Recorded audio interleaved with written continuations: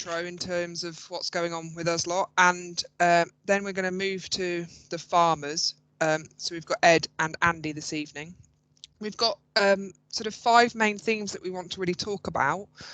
One is about diversity within their farm and also their businesses, how they're keeping to strive for continuous improvement. So we'll touch upon that. Marketing seems to be quite an important element of both of their businesses. So we'll talk about marketing and how they're developing these good working relationships with a variety of people within their businesses and sort of the connections. And also we're really interested in how they're adding value to their products, their farm, their land and all of that. So they're the sort of main areas that we're going to be talking about. But as we may go anywhere, that is the structure that we're trying to work to, but we shall see. So, and we're probably going to be here for about an hour and a half, something like that. Again, it is a bit variable. And so also when we move, talk through the farmers, they've also got some pictures. So we'll take sort of paint a picture of what their farm is like and what they currently do through some photos that Joseph, I hope, is going to share his screen, so you'll all get to see them. So update from Nick. How is lockdown for you up in Cumbria? Mixed, I'd say. First of all, we're really lucky. Obviously, most people on the call are probably similar. We're on a farm. You probably don't realise how lucky we are. And then it's not until I go shopping to Penrith, and then it all gets a bit scary and real. So the kids are running around outside, and we're just coming. We've probably got about 80 left to lamb out of 550. Calving starts in a couple of weeks. Lambing's gone really well. The helm wind did batter us. We have this phenomenon where our farm is, which is an east wind, which just unless you've experienced it, I do go on and on about this helm wind, but it is the most awful thing. So we lost a few lambs in that, and just a bit of mismothering. But I think my what I've realised through lockdown and lambing is that food is really important, and we have survived on a lot of bowls of crunchy nut cornflakes, as have you, Liz. I have. Now, it is my weakness. How long can you last? How long does a box of cornflakes last? It depends on a good day, bad day. On a good day, 2 days. On a bad day, a day. Just because there's always a little bit of milk and there's always more cornflakes, and it could be worse. It could be crack cocaine, but unfortunately my addiction is crunchy nut cornflakes. So I apologise. Well, no, I should be proud of it. I am addicted to crunchy nut cornflakes. I apologise. Be careful how you say that. Indeed. But I suppose, Liz, we should really probably say how this came about. So Liz and I used to work together, and then some of you who were on the call 2 weeks ago will have already heard this, so I apologise. But we went to Groundswell, were inspired, but thought, wouldn't it be good to have something similar in the north with more livestock based. So we've organised this conference called Carbon Calling, which was due to take place in August. Still at the minute, it's still going ahead at Kirby Thorne near Penrith, and we've got some amazing speakers. And the idea of this is just to kind of it's lockdown fun, but also and therapy, but also to keep that carbon calling ball rolling. So each week we're kind of having a theme. So this time it's about there's a strong marketing element to it, and both the farmers who are talking have both got other jobs they do, which is interesting. Next time it'll be something else which we'll talk about at the end. Okay. Yeah. So in terms of the best thing to do now is to get Andy and Ed. Hopefully you've got your mics up. Yep. And if Andy somewhere, we'll start with Ed. Yep. He's here. So in terms of we can put those photos up as well. Let me just do that. And Ed, would you like to start in terms of just explaining or describing your farm or what you do? So we are I'm generation. Yes, I'm the 5th generation of farmers on the at Clanville Manor. It's my parents' farm. It's been my stepfather's generation. We're now at 55 hectares across the farm. We went into official organic conversion last year, so we're in our 2nd year of conversion now. However, we've been farming organically for the past 4 or 5 years across the grassland part of the farm, and now we're on to the whole. We've taken some of the arable, well, the arable back in hand, which is now we're farming a bit of blackgrass, but the cattle seem to like it, so we're now fully organic across the whole farm. We have a mixture of, we are purely beef with 300 laying hens, and yeah, variety of pastures, polycultures, herbal lays, mixed pastures such as you can see here, where we've got sort of rye, radish, turnip, grasses, clovers and vetches in there that we drilled last year, so all mob grazing. So that's sort of us. And how many cows do you have, or how many cattle do you have? There's about 180 head on the farm at the moment with the cows and calves. We've got 52 cows in the herd, 2 Angus bulls. The cows are a mixture of Angus, some Hereford cross British Frisian, some older limos in there and a couple of blues. But we're now running, this is our 3rd year now of running Angus bulls on the farm. We used to run limos, but we found they struggled to convert grass into meat. And that is another picture also on the screen of your farm in terms of what you're up to at the minute. Yeah, so the picture to your left, to the top left, is a pasture cropping experiment which we did in 2018. That was a field. It wasn't very big, what we 6-7 acres. Wasn't performing very well, so we thought, well, let's just give it a go. Let's try something else in there. So I borrowed a direct drill from a friend of ours, and we drilled in a mixture of whatever we had in the shed, and that was oats, vetch, wheat and beans went into there. We drilled it on the 1st of November, which was not ideal being that late in the year, but the grass had gone dormant. Came up quite well. That photo there was taken probably in January. We took it through, we grazed half of the field and we baled half the field, and the field has had quite good effects. It has started to come back quite nice. Well, it came back quite nicely last year. We had plans on drilling some more in this year into a few more fields, but the weather gave us a few issues with that. And we'll come back, and so in terms of, and also whether it's just worth, we'll come back to some of these, but in terms of highlighting what your current business is. Yeah, so we over the last couple of years we started pushing a beef box scheme. So we're selling frozen direct from the farm in boxes, predominantly within the nearest sort of 10-mile radius. The Corona lockdown has had quite a good drive for that.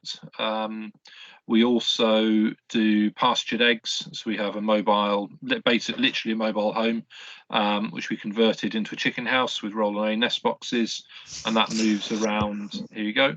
That moves around the pastures. The field that you can see it in there is one that we run the.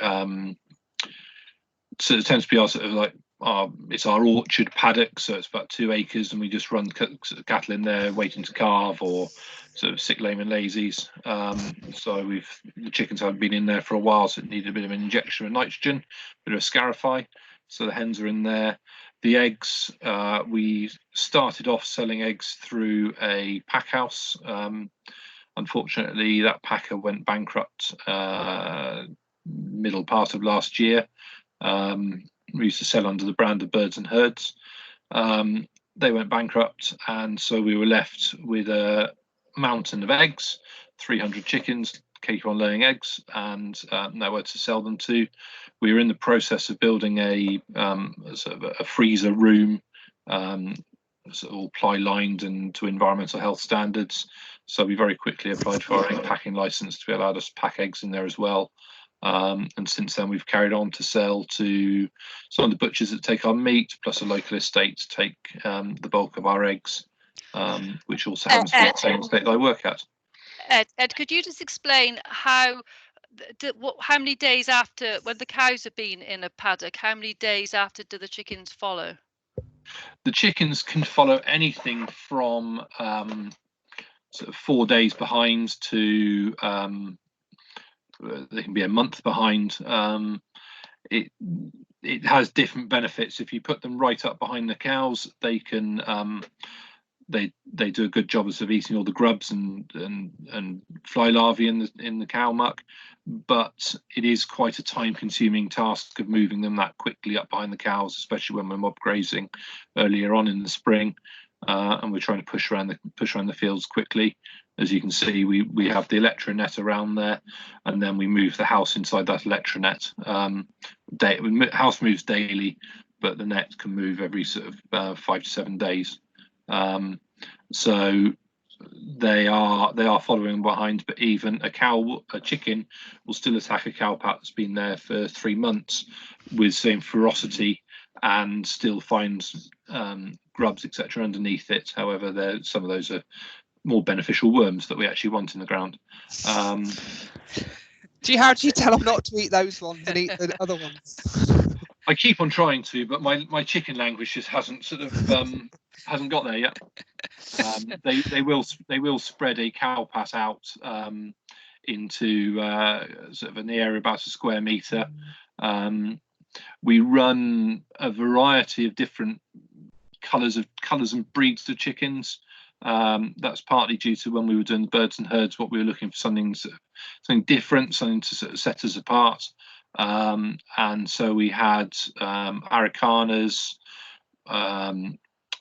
I can't remember the rest of them, but basically to give us all different coloured eggs. So we have white eggs, we have green eggs, we have blue eggs, we have chocolatey brown eggs, and we have some standard eggs in there as well.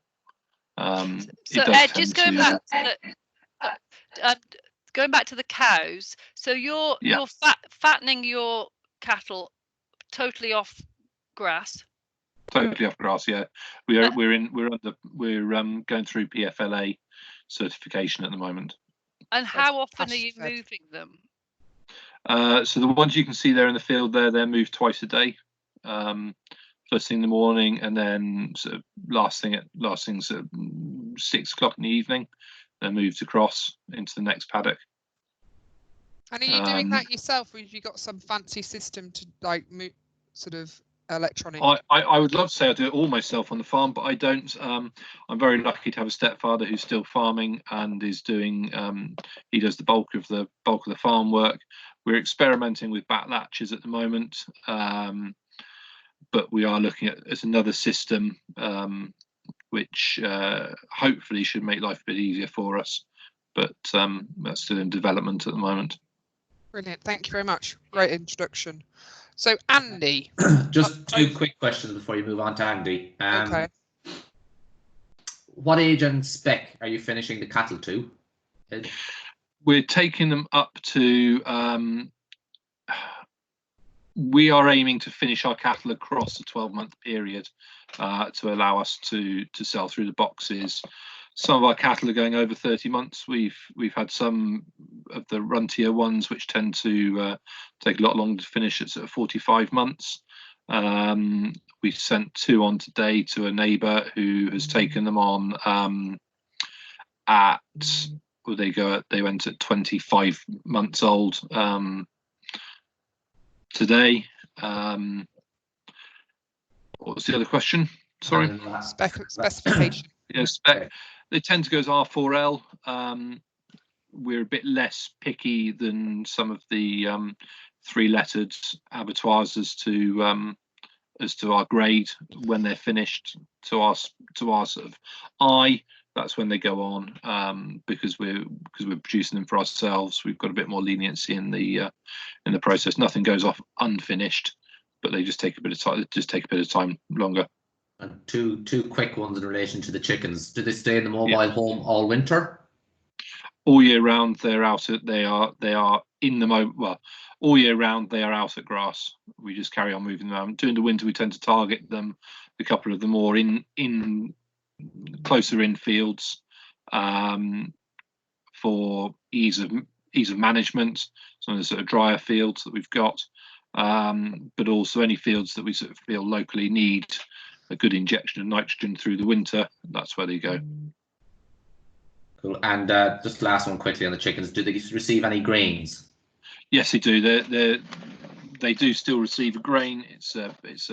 We tried mill and mix for ourselves, but just couldn't get the consistency and the quality right on milling it on the farm.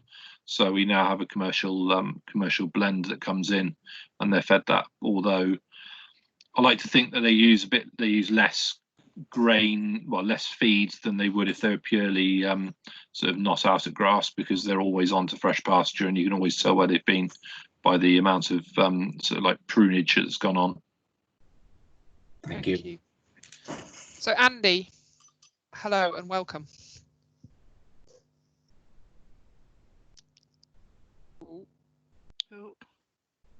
He was here. He definitely was here. Andy, they told you you were already talking. Hello, can you hear me? Oh, yes. Andy. Oh, what a relief. Right, yes, I'm definitely here. So yes, we need to take the photos down, do we, for a second? Oh yeah. Don't mind. Do we need to Okay. see? Oh, there it is. You see me? Okay. Hello. Right. So yeah, Andy, just in terms of a bit of background about what you've up to. Okay. Yes. So we farm in Wiltshire, right on the Wiltshire-Gloucestershire border, between Cirencester and Swindon. So our closest place is Cricklade, and we're here. We're all permanent pasture. We've got 140 acres that we own, and then we rent about 20 acres. We've got the River Thames, goes right through the centre of the farm, which it's normally about 20 foot wide, and that's sort of quite a dominant feature. So about a third of the farm floods, and that kind of dictates quite a lot what happens, really. We've got 85 suckler cows. We've got 2 bulls, so we've got a stabiliser bull, and we have got a Hereford bull that's an Australian embryo bull, which we've just bought, actually. So that's quite interesting. Then at the moment we've got about 70, 80 calves. So we've just finished calving one bunch, which the last one calved about a week ago. And they're all, everything's out. Everything's been out since the 4th of April. And then our summer calving group start calving in July. They calve July and August. So yeah, we're Pasture for Life accredited, so both the farm and the butchery, and have been for about 2 years. And we're not organic, although a lot of what we do is following organic principles. We don't use any fertilizer. We're on everyday moves for both bunches of cattle here. And we also do quite a lot of conservation haymaking. So we've got surrounding the farm, we've got some 3 big nature reserves. We've got Blake Hill, which is Wiltshire Wildlife Trust, which is a 400-acre airfield, which is, I think, the largest hay meadow recreation project in the country. Then we've got North Meadow, which is a triple SI, which is where we do a lot of haymaking. And so we do about 60 acres of hay on there, which is really interesting because it's massively species diverse and one of the most studied meadows in the country. So it's got about 250 species of plant recorded in the meadow and in the sort of edge of it, the hedge. So, and that's now actually, that's a really important part of our business. And that fuels one of the suckler herds all winter, the ones that have just calved. And yeah, so that's what we do. And sorry, Andy, to interrupt you. And the ambition of that hay is that you introduce it onto your land and it brings those some of the 250 species to you as well, or is that's the rough plan? Kind of like a secondary benefit. So year before last, when we were feeding hay throughout the autumn out in the field with the daily moves, definitely did introduce some biodiversity with that. So I guess the main focus of the hay is actually so that we can do more grazing here on the farm, and also be involved with really interesting national nature reserve. And then we're putting as many animals as we can through our own meat business, selling direct, but we're still selling quite a few heavy stores at livestock market. But the goal is to sell everything direct to the customer and to butchers as whole carcasses. And that's, I'm going to put your photos up if that's... Yeah. Okay. So, right, so this is both taken at the same time of year. So the one on the top is of our floodplain meadows taken about a week ago. And so we've had like serious flooding. So that started to go underwater in September and finally dried out about 3-4 weeks ago. And it dried out really fast, and a huge amount of silt had been laid down and a lot of algae, because actually it was quite a warm winter. So we got these kind of algae mats. And so we're left with this. So we'd normally expect 400 snake's head fritillarias in bloom, like the picture below, but actually we got one. Have you got a really big fence around it? Well, there's no, I mean, it was on a little bit of a higher ground, but we looked at it, but the wood pigeons came back within a couple of days and ripped the head off it, which they tend to do. So it's been a bit of a tricky year, but you know, that's just the way it goes. You've got to kind of move on. And in terms of, would you have had farm walks to come and look at those flowers, or do you mean, I remember you've done quite a lot of promotion around that wildflower meadow? That's right, the snake's head fritillary, which is the pink flower, the bell-shaped flower in the lower picture. There's only about 27 sites in the country with them, and we use them in our marketing a lot. They're on our logo, and we do fritillary walks each spring, which have got really, really popular. In fact, we have to ticket them now. We don't charge, but just trying to manage numbers, and they're sort of an exciting, important point in the year. And so, yeah, we didn't do them this year because of COVID-19, but there wouldn't have been much to see on the roads anyway. So that's a bit left. Yeah, luckily they're not as some of the other floodplain meadows and places where we make hay. It's not quite as bad as it was here, and I've got to work out exactly why that is. So yeah, this just shows some of our cattle. Oh, so sorry. That's all right. So in terms of cows, a lot of the cows are bought in from our neighbour who's organic dairy farmer, and they are sort of Frisian cross Belgian blue. And then we've had a Hereford bull for years, and so they've got a bit of Hereford in them. And now, over the last 3 years, all the replacements have been stabiliser sired. So they're turning more brown coloured, and yeah, where the stabiliser genetics for the mothers is what we want. Andy, you say you're not organic. Yeah.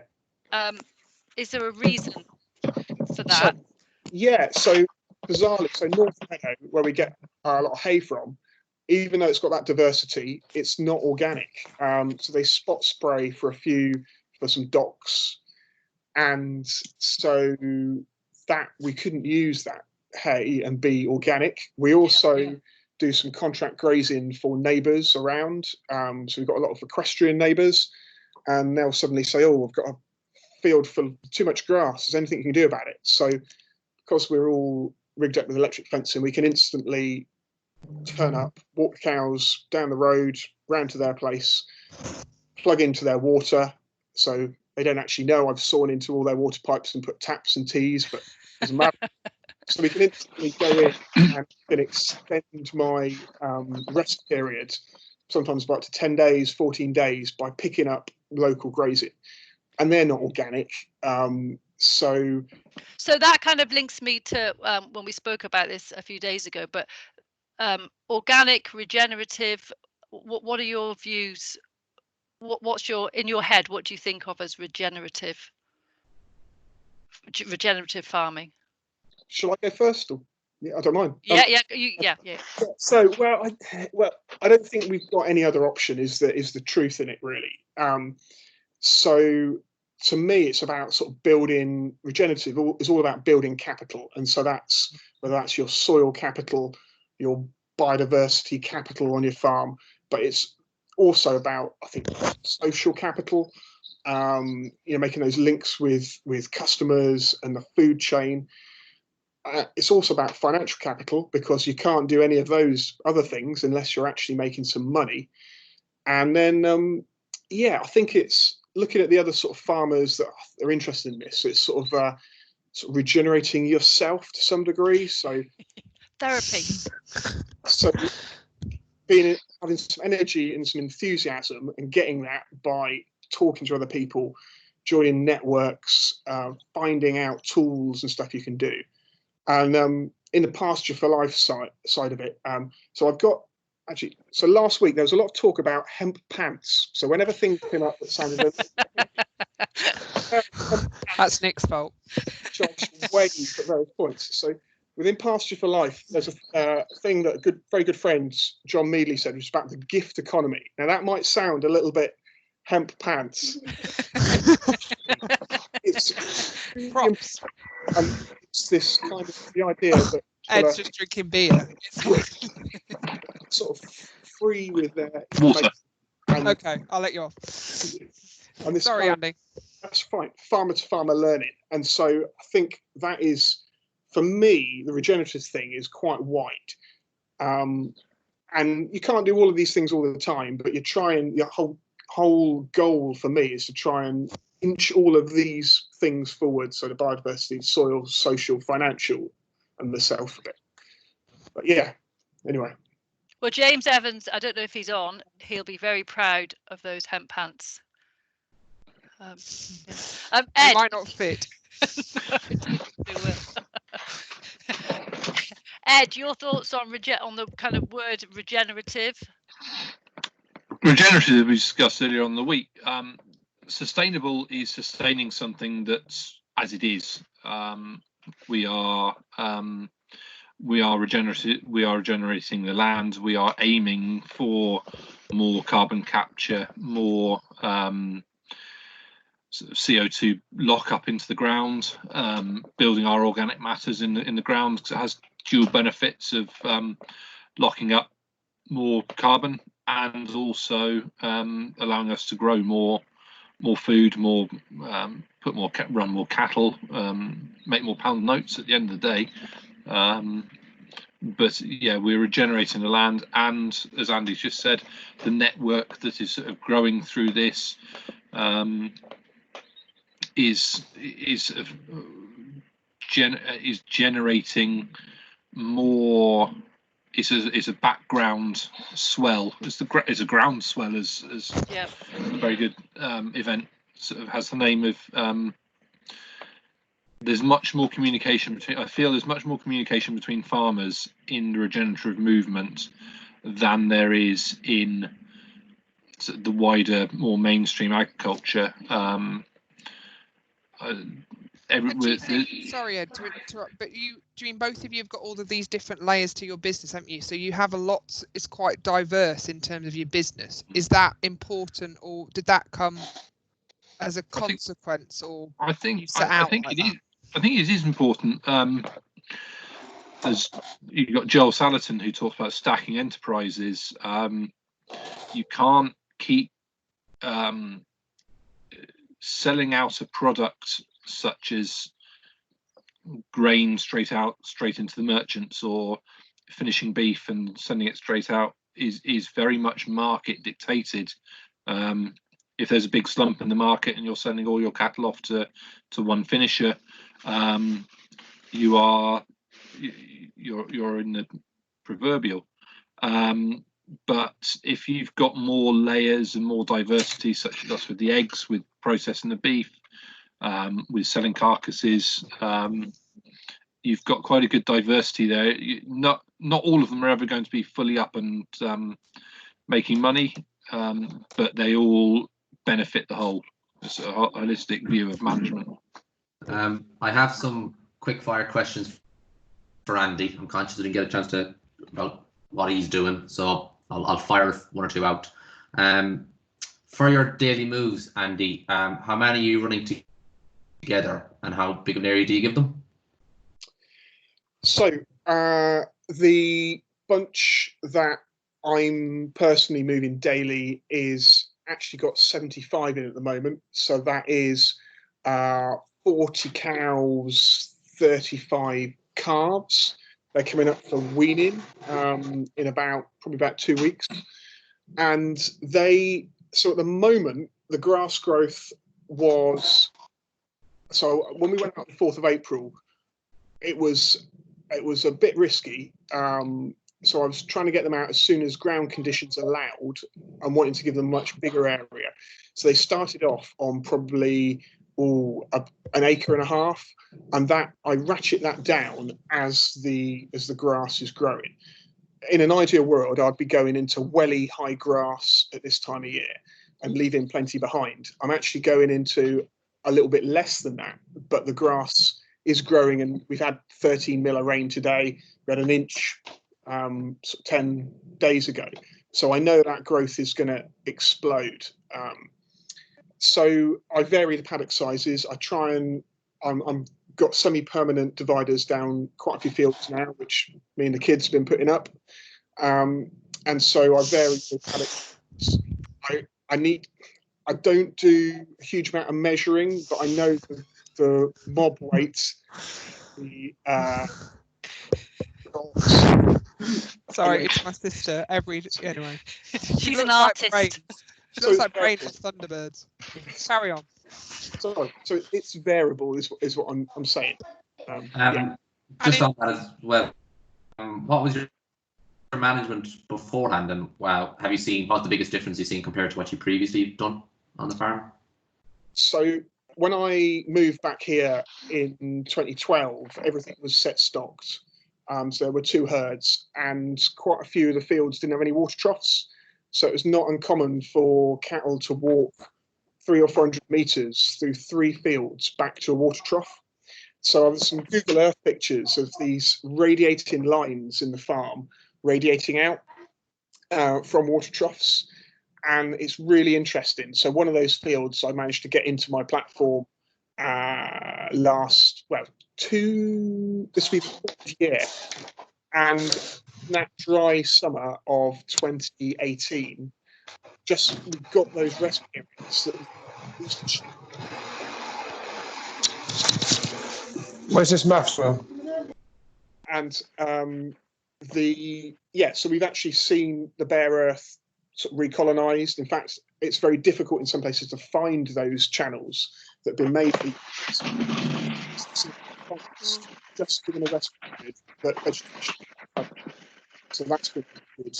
And then on some of the contract haymaking we're doing, we've also seen a massive increase. So going into sites where there was no haymaking or hadn't been for many years, so it's very late, going in with really well-timed haymaking twice a year, one early, one late. We've changed the biodiversity hugely. Loads more orchids, loads more fritillaries, less rushes. So that's been quite good. And one last question, and a quick one. What drove you to purchase of a Hereford as opposed to sticking with the stabilizer? Other breeds are available, Just Yeah. So when I moved back, I was conscious that a lot of our animals, so we're producing beef, but a lot of the slaughter generation confirmation. Oh, hold on. Just is Andy- someone not muted? I think So some of the confirmation was really poor. So, and we were achieving pretty poor prices with animals that were close to 30 months being sold at stores. So we needed to improve that. I thought that stabilizers were a good bet because I believed the data behind them. I knew that they were in America, they were erupted on sort of cow and calf operations in Montana and places. And a lot of people were, they were just doing it for us. Yes, a lot of progeny was going to feedlots, but I thought it was worth looking at. And so that's where we went down that route. And we've got rapid improvement.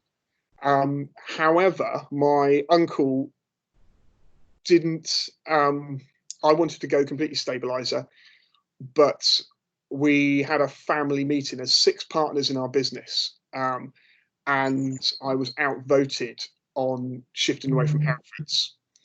And there was also a big debate about they felt that customers wouldn't buy stabilizer beef, they'd only buy Hereford beef.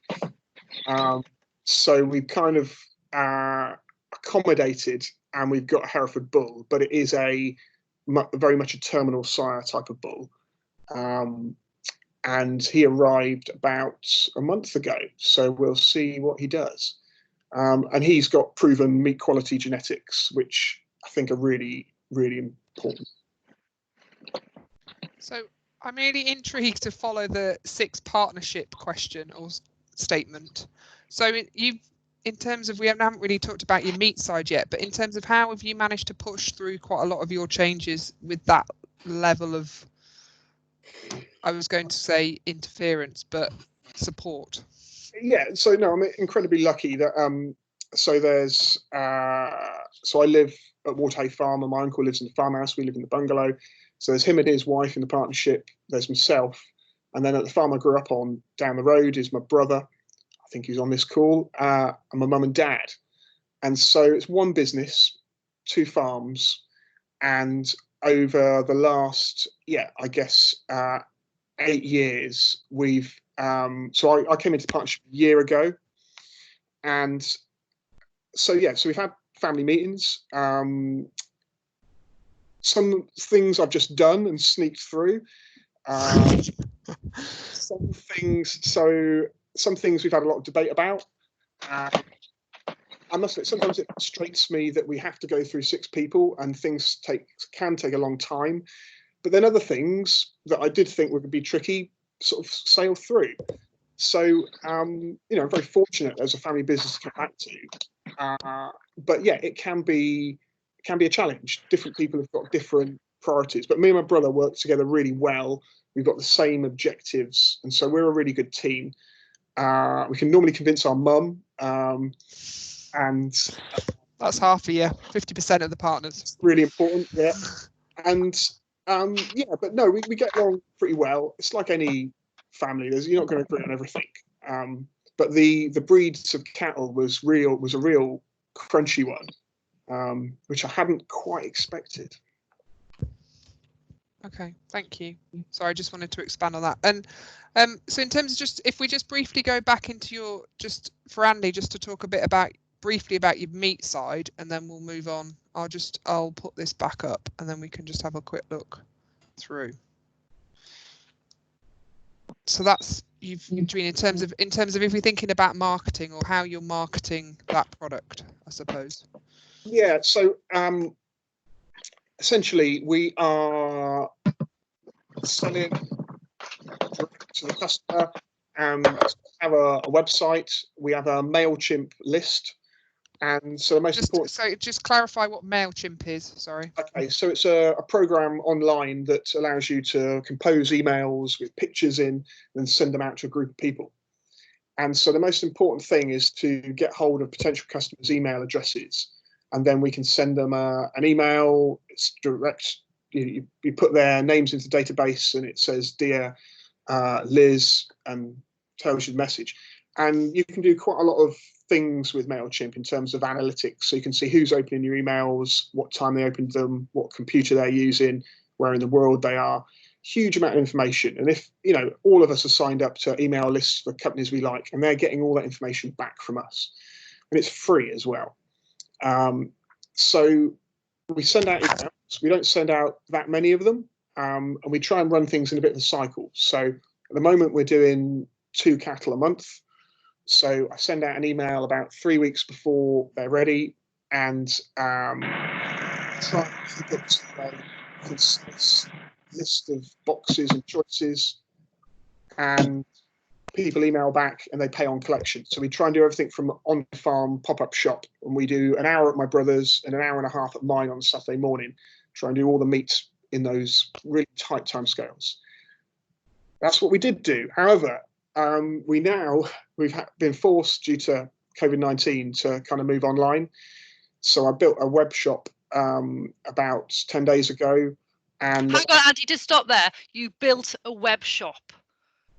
And that for most, well, for a lot of people, including me, that's quite something. So you've had to upskill yourself quite a lot, I would say. Have you? Or maybe it's in you already. I don't know. So my brother does free-range turkeys and has had a web shop on the back of his website.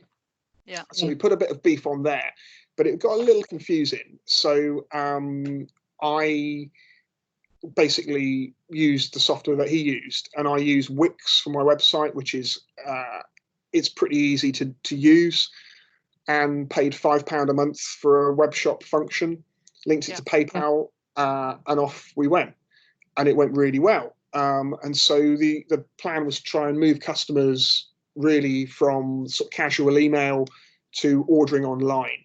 The other thing, I needed to do it because online shop means you collect all their information, which in terms of name, address, telephone number, getting that accurately is really important. And when I did a delivery on a previous animal, we had a few issues with telephone numbers, etc.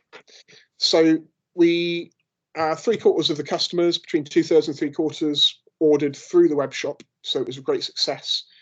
And then other people ordered if they wanted bespoke stuff, so that was fine. And we're doing free delivery to a local area. So we're very focused on local customers, and that's gone really well for the 2 animals that I put on the shop. And in terms of just hinting this, well, you've got the sign on the gate in the bottom left, which is again is about the local element, isn't it? And then your big banner on the right, which is a bit about getting the M4 involved. Yeah. So one of our best ways of marketing is gate signs. So these are little signs with that screw onto gates. They have a leaflet dispenser on the corner, and people pick up a leaflet and order. Some people even phone on their mobile or send an email from stood in front of the sign, which is quite interesting. I've had the odd one vandalized, but that's all right. And they're sort of cheap and effective. You can move them around. They kind of work. And so I think a lot of people want the message in different ways and at different times. So we do that. I do a little bit on Facebook. The email is a really important one. And then the guy who does a bit of silage baling for us managed to acquire this 3 metre by 6 metre mobile billboard. And we heard he'd got it. So my brother and my dad went and collected it, and it's huge. You could actually probably live inside it. It's got you could get some chickens to live inside it. That's what we need to do. That would be good. The mobile chicken billboard. Yeah, that's a really good idea. So we are. Yes, well, that doesn't. He's got no work due to the current situation. He's a conceptual graphic designer, which apparently is a thing. And so he's put together, for very reasonable money, designs. We're just finalising those. And we're going to put this next to the M4 on my brother's place, and hopefully get some business off that. So again, it's trying to come up with cheap ways of doing it. I mean, this is a really expensive job for us. This is going to cost about £500 to have the banner made. So we've got to get it right. Scroll, darling. I know what scrolling means. But, Sorry, can everybody put their mutes, your mics on mute, please? Thanks. We don't. Joseph, can you override? I've already done it. Okay. So yeah, so it's about finding interesting things to do it, to market and find all sorts. Thank you very much. Just briefly, so on the here, I think making sure, so we've got a Pasture for Life sign on our labels, QR code, which links straight through. The customer scans that, goes straight through to the animal and the farm. And a lot of phones now, if you have the camera function on and move it across, it will all come up instantly, so I don't have to type anything. And then I do a few videos and bits. So I did a video on offal, which is amazing what people will watch. I'm quite into offal, and loads of people watched a video on offal. I was amazed. So again, the tools we've got at our disposal nowadays, it's so easy to do this stuff. And the world is crying out for content, and so it's up to us to try and produce stuff, because we've all got great stories. We've got animals, we've got the outside. It's just kind of doing it. And just on the theme of marketing, in terms of, and so from an ed perspective, so do you mean you're very much also focusing on pushing both the eggs and the beef out? So how, just describe in terms of how you would approach how you'll sell your products. So we've gone quite sort of low key. We started off with sort of local sort of friends and family that we knew, sold through there. We've got a website that we haven't sort of really pushed it too hard. We do get some orders through it, mainly during the COVID lockdown has actually really driven more people to look and see what's in the local area and what they can buy without having to go out to the supermarkets. We sell a lot through Facebook. My mother does quite a lot of marketing through there, through sort of either small offers or promoting it, but through Facebook, through the local, like Andy, we do free delivery within 10 miles, and that is where we're sort of selling the bulk of our meat to, is in that local area. The eggs, we don't tend to retail those. It's very sort of about 5% of the eggs are retailed. All of our other ones are sold direct to sort of retailers. We would like to retail more, but it's a sort of a difficult one to sort of have that stock. If we put a box at the end of the road, I think we wouldn't have many eggs left over, or much money left at the end, because our farm drive is half a mile long. So marketing wise, yeah, we are pushing it. We are listening to Andy. We are now looking at an online shop to sort of get all that set up. And Andy, what are you doing? You've obviously had an influx of customers from COVID. How are you going to keep them? Well, try and keep all of them while when it goes. So it's really interesting. So when at the very start of COVID, we put an animal. I sent it an email to advertise an animal, and it sold out really quickly. And it was mainly our existing customers ordering exactly what they normally order, plus a little bit more, which was really great. But we did get some new customers. Now with this next round that we've just done, we've got quite a few new customers.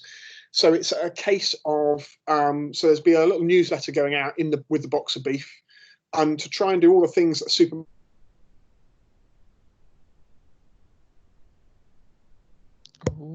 Oh, we've lost him. Oh, he's gone. He's gone. Ed, are you there? I'm still here. Oh.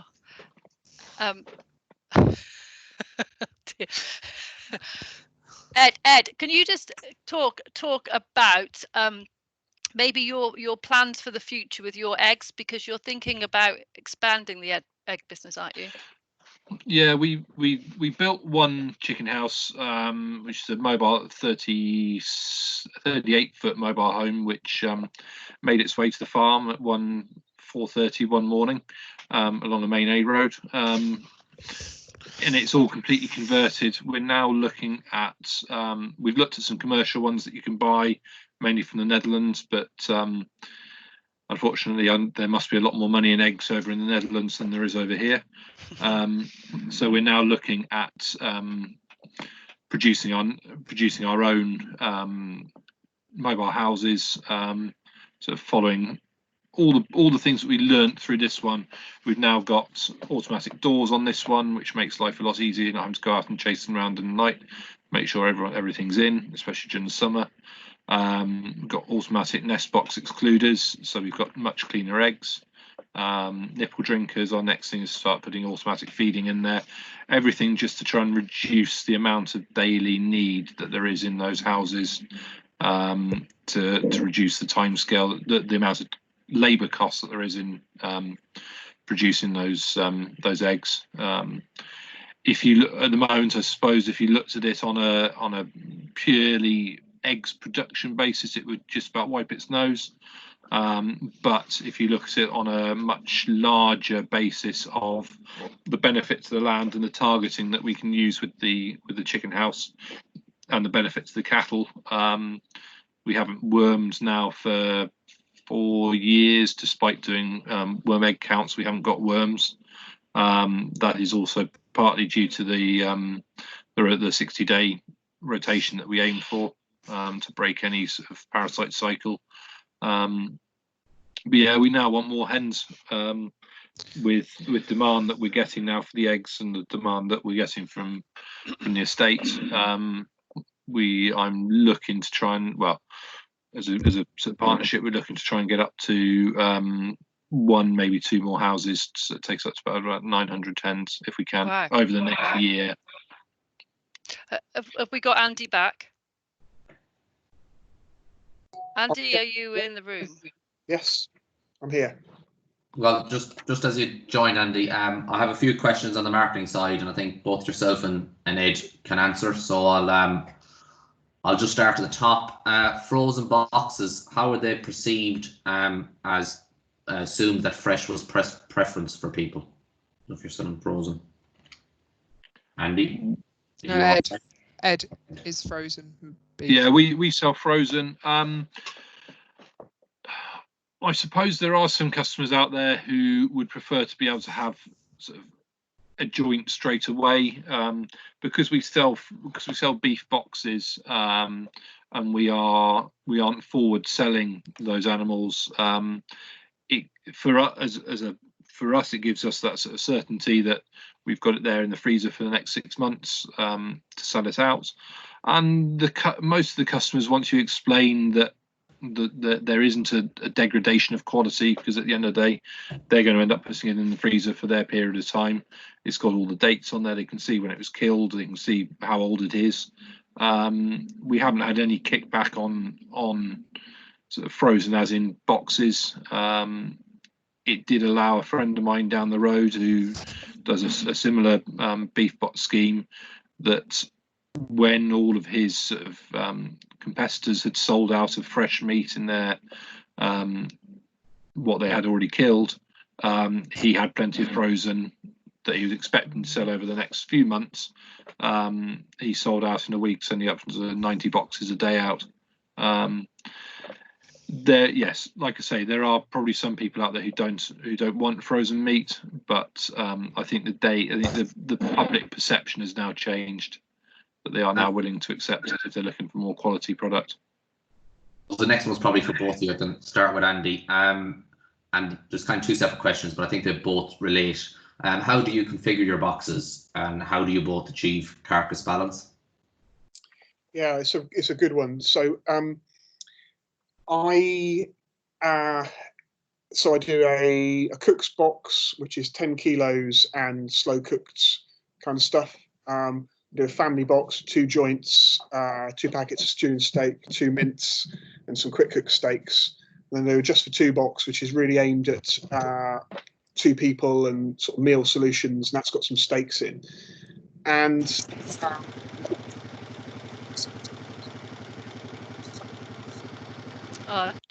Sorry, it's muted. um, Sorry, Andy. You're right. James so Drummond sounds like he was digging a road up. He's on a quad bike, I think. so it's about trying different options, but that kind of works. For me, it is in some. At the moment, we're very lucky because people want everything. In the past, we've had a little bit of an issue with perhaps a few too many joints around.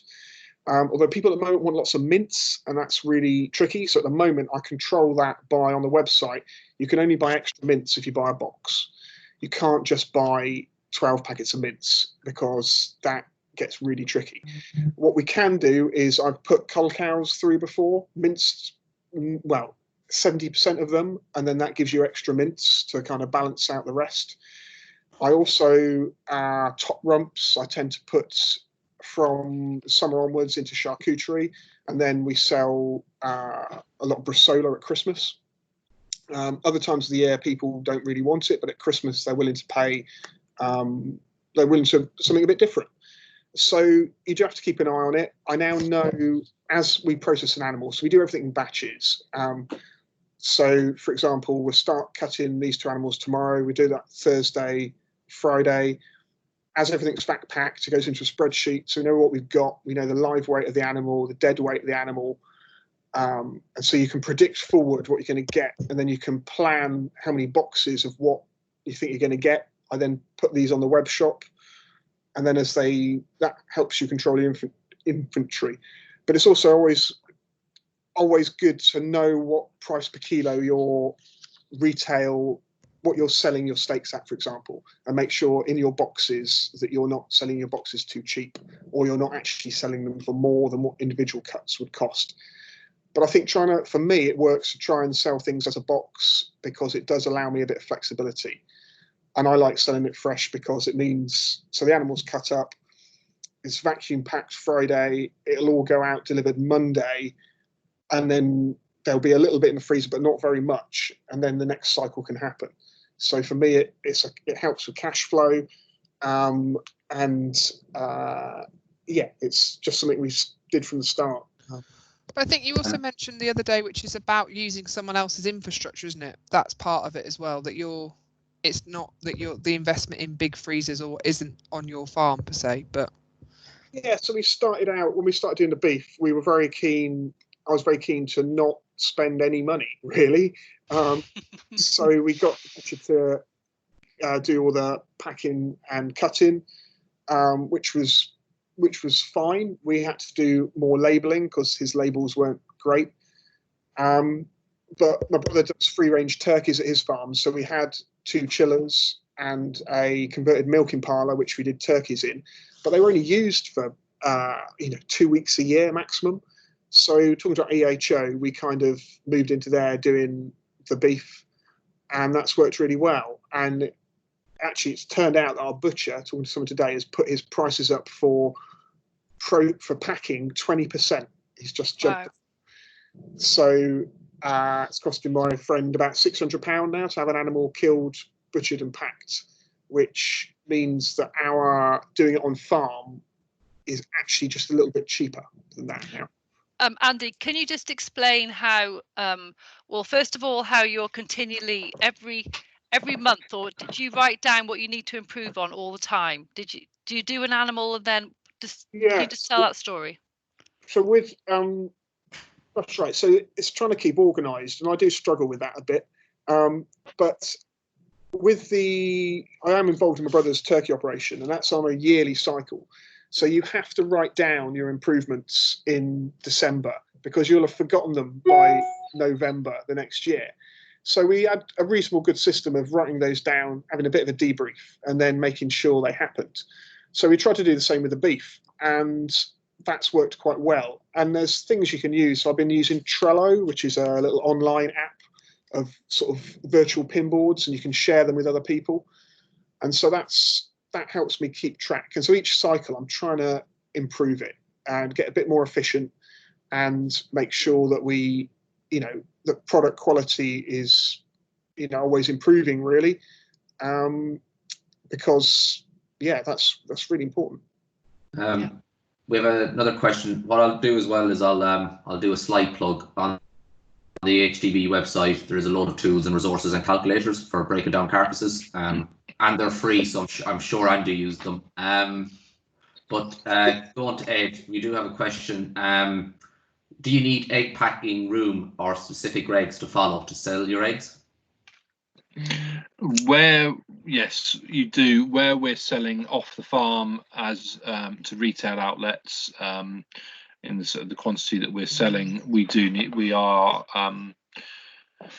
serve about 300 birds. We're under the limit. We're under the regulations for actually being a registered house. But to retail it, we go through all of the full cycle of salmonella testing. We have a packing room. The packing room doesn't need to be as sort of fancy as ours, but ours duals up as our freezer and sort of distribution room. So it is all lined with the plastic boards and a washable floor and hand washing basin, etc. Some people have them in a wooden shed as a packing room. It's to keep the temperatures down, temperature at the right level, vermin free. We're registered with the egg inspector, we're registered with the EHO for both the egg packing and for the meat sales. It's not too onerous. It's an online form, and they come out and give you an egg stamp. It's the number that's on top of the eggs. If you're retailing off farm through a retailer, you have to have a packing number on the back of the box and also a stamp on the egg saying your production number. Like an ear tag for eggs. Bad enough. Yeah, basically. Yeah. And also, because you've got a slightly different approach to your beef box, don't you? Do you tend to do them in weight selection or weight? We amounts? At the moment do them in. We do a 5 kilo and a 10 kilo. However, sort of to try and use up the bits that don't fit into those boxes, or to sort of give a bit of a mixture. We have had some mince boxes. We have had some dice boxes. Larger joints for some people, because that's just flexing with Andy's got, I think, one of the more perfect systems by cutting to a bit of an order himself. We use an external company for our killing and cutting, so we give a specification for what we're looking for, weight wise, packs, etc., and they work to that. We are looking at sending a cull cow in to sort of a nice fat one to boost our mince and steaks at a level at the moment, just to give us that balance. We put a lot of recipe cards and that sort of thing in with the boxes, so instead of sending out mince as burgers, which you could do, but a little bit cautious about ending up with lots of burgers towards the end of the season, we give a recipe card with this, how we make our burgers is the recipe mate himself. Get on with it. I was just thinking, you've both really good at your marketing, and I know when we had James Evans on 2 weeks ago, he said it was probably an area where he hadn't worked on as much. So, and you obviously both doing a good job of it, and I wondered where you've learned that from. Is there books? Is there websites? Andy, do you want to go first? Yeah, so I joined the Pasture for Life. It's probably about 4 years ago now, and I mean they've been a huge help and a massive sort of influence on my life really from then. So they've got an online forum where you can ask any question. I think there's now over between 500 and 600 farmers on there, or not just farmers. And so that's been really helpful in finding all sorts of links and information. So everything about, what gauge vac packs all the way through to, Oh, he's gone again. Dodgy internet connection that side of the It M4. is. It's all the online sales is doing in the background. Go on, Ed, talk books. So marketing, I actually came from a sales background. I'm a civil engineer by sort of by trade. I've worked for various sales systems, selling equipment. So through that, I have picked up bits and pieces. Also, I think to be a salesman, you've got to be very personable. You've got to just talk to anyone, and that I think's one of the things. Reading through Joel Salatin's books, Gabe Brown's books, how they market sort of, I suppose, grass-fed beef is a bit of a unique product in this. Is growing in this country, but it's the home marketing. Charlotte Smith, who is can't remember the name of her company. She does as American lady does online marketing courses. She's got lots of hints and tips. It's sort of things like don't give a discount, give a bonus. So rather than discounting a pack, give something extra. There's a lot out there in farm marketing. I think the Americans are slightly further ahead with us in the sense of marketing, but yeah. And you also, when we spoke a while ago, sorry, I'm not a huge reader, but I have got more into it. And you recommended a book called The Third Plate. Was that you?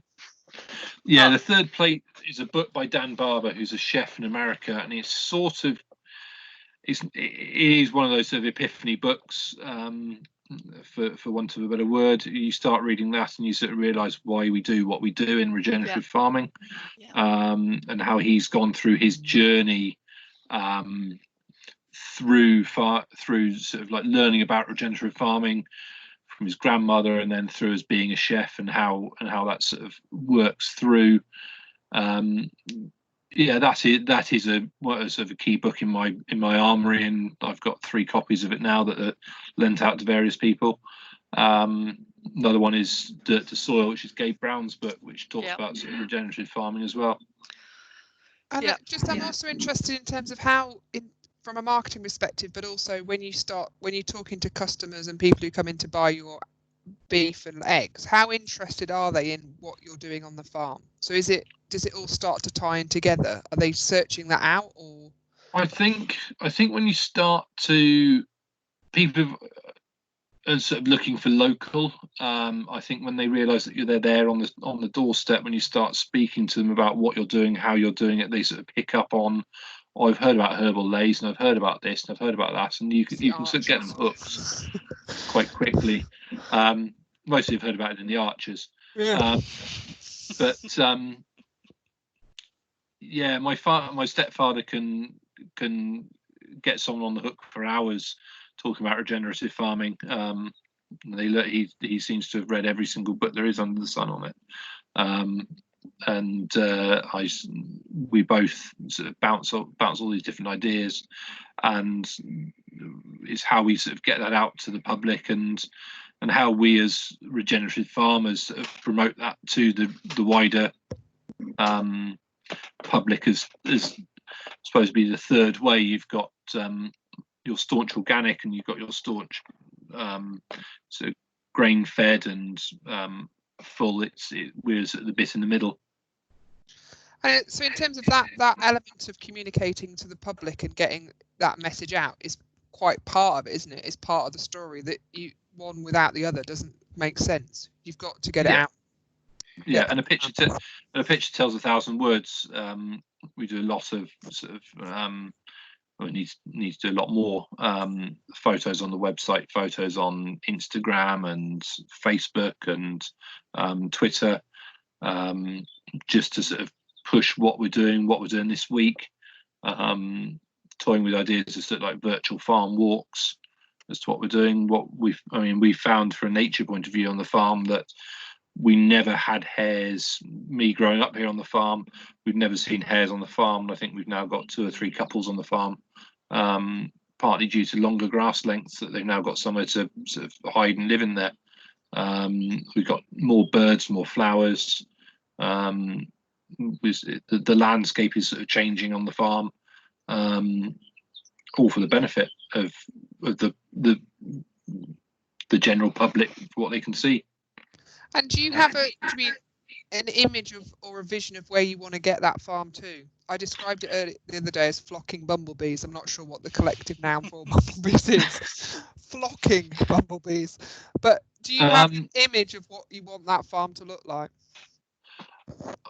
As a purely on a sort of financial basis, we want the farm to be a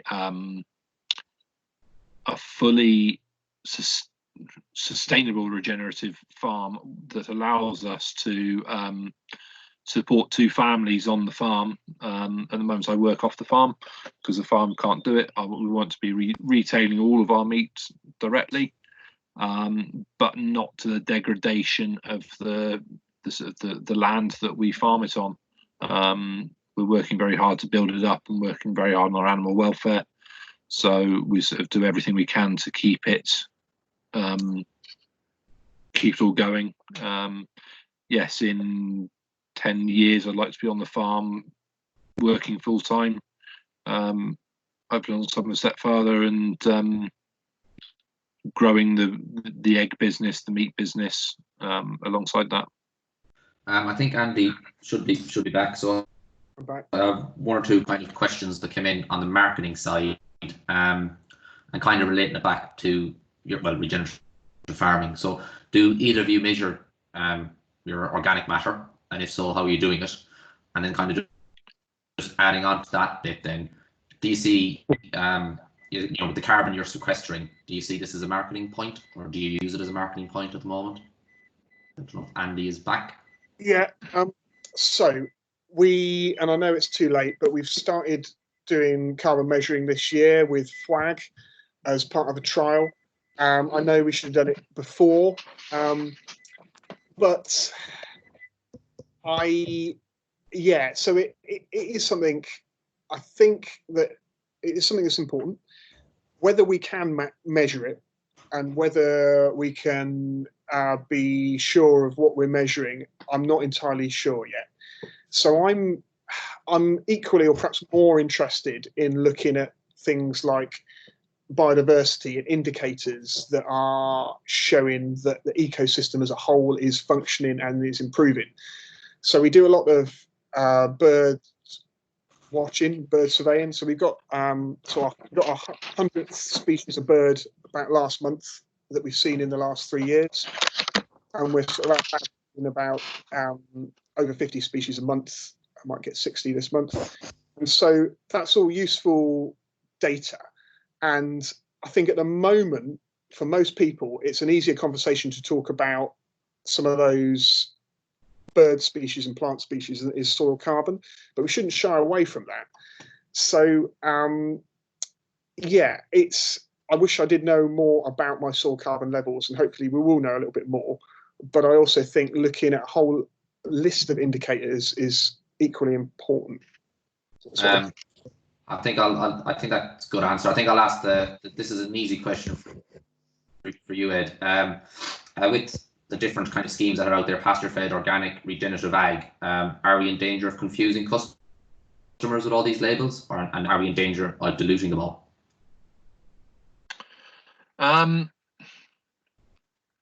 It's difficult to put an easy description on regenerative agriculture. We went organic for the fact that we would like to, in 5 years' time, sort of come away from being organic as a label, because hopefully by then we'll have done enough with the public, at least in our area, as to what regenerative ag is. I feel organic can be quite constrictive. On the flip side, the PFLA is working very hard to sort of set the wording of what pasture-fed animals are. You can call something grass-fed and sort of feed it grass, yes, but then you can still feed it grain. as a grass fed, as long as its predominant diet is grass. Under the Pasture for Life, with their standards, it is 100% grass. And I think that's another that's an advantage of the PFLA. Yeah, there are quite a few labels, but I think the public can accept them for the moment. Yeah, I think also on that, probably the most important label is actually your own label. So Pasture for Life is really important, and we get some extremely enthusiastic, very informed customers come from the Pasture for Life website, and they're great, and they know more about conjugated linoleic acid than I'll ever know, and what health benefits the meat would have, and they're great. And the Pasture for Life side is the one that I've kind of pinned us to, but it's also really important to have our own brand, because I am pretty sure that they're very into 100% grass finished beef going forward. I mean, where some of our stabilizers we're killing just over 18 months old, over 300 kilogram carcass weights, and we're seeing some arable people putting in herbal lays, integrated systems that can produce big numbers. So I think you've got to, which is a good thing, but I think you've still got to make sure that your own brand is sort of strong, and you push it and you make those links with people. Also with the local, if your customers are local and you're actually getting in front of them, I think the certification is perhaps less important than if you're a customer going into a supermarket and never meeting that farmer. That's where perhaps the organic certification is very important, because it's a proxy for meat. It's instead of meeting that farmer. And I'm sure with 70 animals, 80 animals to sell a year maximum, I can get in front of all of those people every year. It's not like I'm trying to sell 1,000 bodies of beef a year. Just one last quick one for you, Andy. I'm not sure if this is a question of the people who buy it, but how much beef fat do you sell? And then the second part is who buys it? Yeah, so that's an interesting one. So it's the people that have come via the Pasture for Life website. So I have a few very interesting customers that are, that's right. So we have some on ketogenic diets, which that might be a calling for the hemp pants. But so they're eating beef fat. People are also roasting them potatoes in it, and buying a lot of offal, a lot of bones. Had a guy spend 120 quid just on bones and fat. So Andy, how much is 500 grams of beef fat? Is it £4? In fact, I'd give £3.50 to you.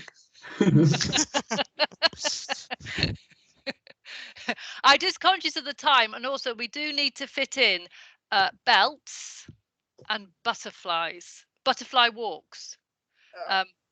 So we do a few. Belts. So again, this is this layering thing where to actually allow me to give up my other job and to really sort of take the farm to its full potential and maximize the kind of regenerative approach, we need more enterprises. So I bought this 1963 Bedford TK sort of livestock lorry on eBay the other year, and I'm converting it into a glamping pod. It was meant to open in April, but obviously it hasn't, and also it's not finished. So I'm working hard to try and get that up and running, and it will be up and running this summer. And the idea is that that will integrate in with the cattle. Cattle will be a big attraction, I hope. People stay on a working farm with regenerative approaches. And so we're going for sort of high-end glamping, and I think that should be a really, really essential part in the mix. And then I'm really interested in... That's one question. Are you moving, will the glamping site move? So will that vehicle move around the farm? Okay, so it is stationary. It's stationary. It's also quite a scary drive. It's got turning circle. Well, the turning circle is huge, and you need biceps anyway. Okay, so it's going to be stationary, and we're going for full planning permission to permanently site it.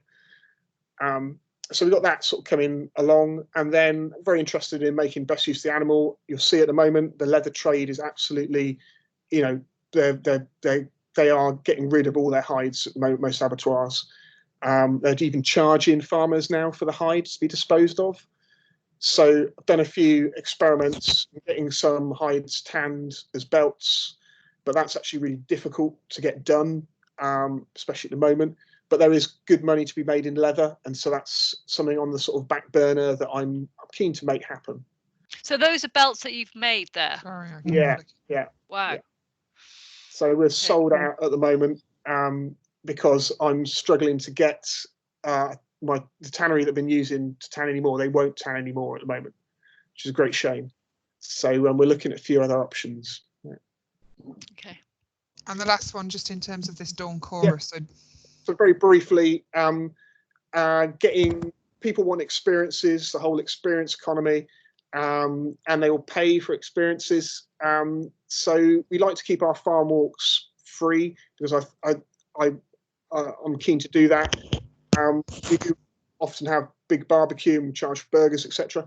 But we do some paid for Dawn Chorus walks, and people will get up at 5 o'clock in the morning, come to your farm, we're paying about £20, and so a 2-hour walk, and then a fried breakfast at the end, cooked by my brother. So quite rustic, quite low key, and we've got the bird recorder for Wiltshire from the BTO, sort of leads them, and it's great. It's really good fun. Although it was a bit grim getting up last year at 4 a.m. when there was ice still around. So it's just something different, and if people come into the farm, they buy more often, they buy more, and you can actually get this sort of link. So yeah. So I'm just you're both working off farm, and the people are a real focus of your business, like that customer contact. Do you think working off farm makes that easier? I think you meet more people off farm, and it gives you more sort of avenues to sort of promote your wares. It's can also be harder with the amount of work you then have to do. So when you get back, but packing eggs at 2 o'clock in the morning is a low light. But yes, you do. I think it's different experiences help drive the marketing and help drive those more people.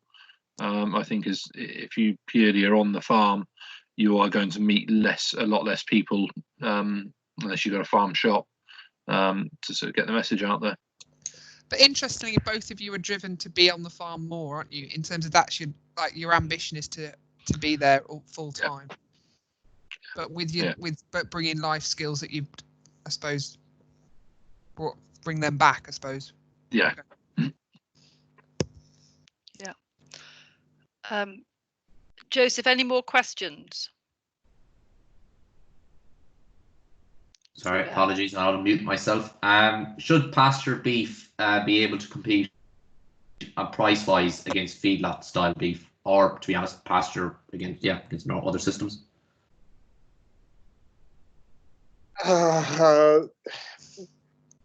Well, so my answer about people doing it on a larger scale in arable rotations gives them economies of scale.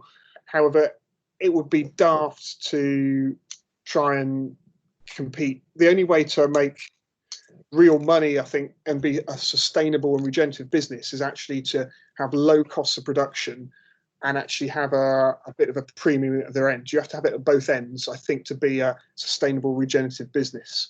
And so, I think it would be a bit of a shame to try and take them on at the same price point. I think that would be a bit foolish, but some people might do that.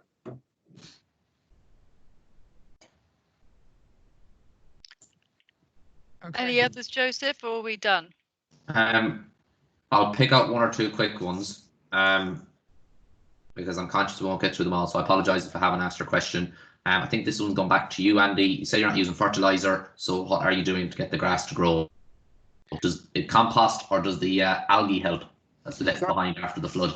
We're moving them every day, and we've extended our grazing period, so April to hopefully end of November. So everyday move distributes the dung, long rest period.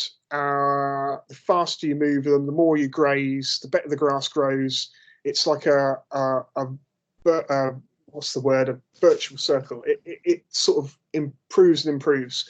So that's how you get the grass to grow, by keep moving the cows. And I can show you now that the grass we grazed on the 4th of April is grown better than the stuff we didn't graze. So yeah, it's getting that rotation growing, not overgrazing, not spending the money, and yeah. And then one last one for Ed. I'll declare self-interest. I've got 3 chickens and they're like Houdini artists. So do your hens stay inside electric fencing, and is it mains?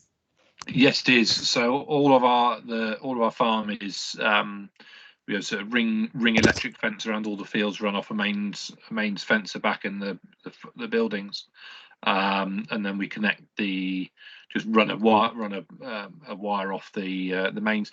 You get one or two who hop over the fence if they're a bit enthusiastic, flying out the door first thing in the morning. They might sort of, and you've put the house a bit too close to the fence, they can sort of oversail their food bowl. But the food's inside the fence, the water's inside their fence, so they quite happily either get picked up and chucked back over, or find their way back in again. We've had one or two incursions from foxes, but tends to be at night, where sort of try and get in, but not touch a lot of wood here, not for quite a while.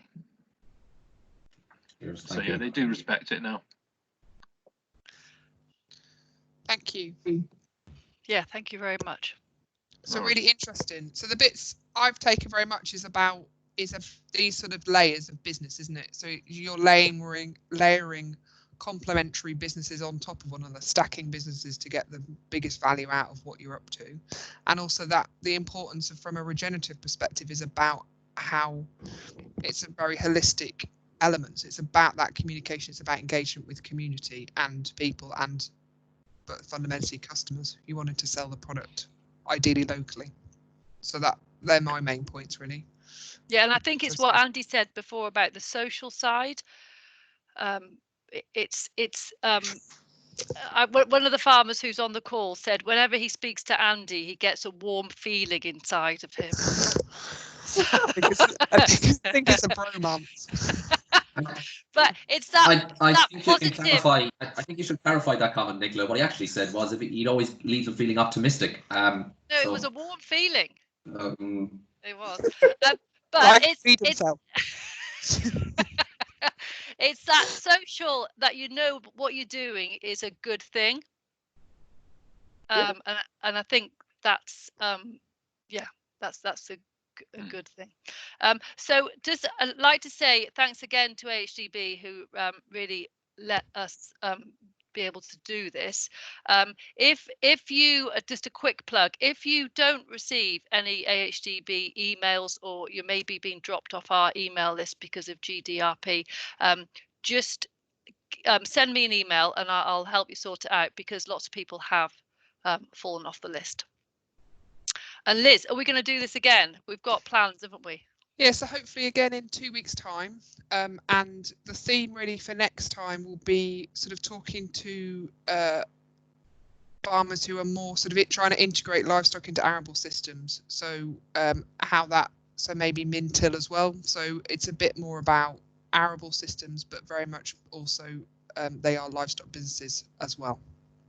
That's the theme. So we've got a couple of ideas of people we need to approach. But if you wish to volunteer, we're very also happy for volunteers, but that would be the main theme for the next one. And also, if you've got people who you think might be interested in being on the call, and yeah, just get them to email me their email address. And thank you to Joseph, and huge thanks to our farmers, and yeah. And thank you very much for organising it. Thanks for putting it on. Yeah, so until next time. Yeah, and we will tweet out in terms of where you can find it on YouTube. So thank you very much. Yes, we'll be on, Carbon Callings on YouTube. Brilliant. Thank you very much. Thank you very much. Thank you. Thanks. Bye-bye. Bye. Bye.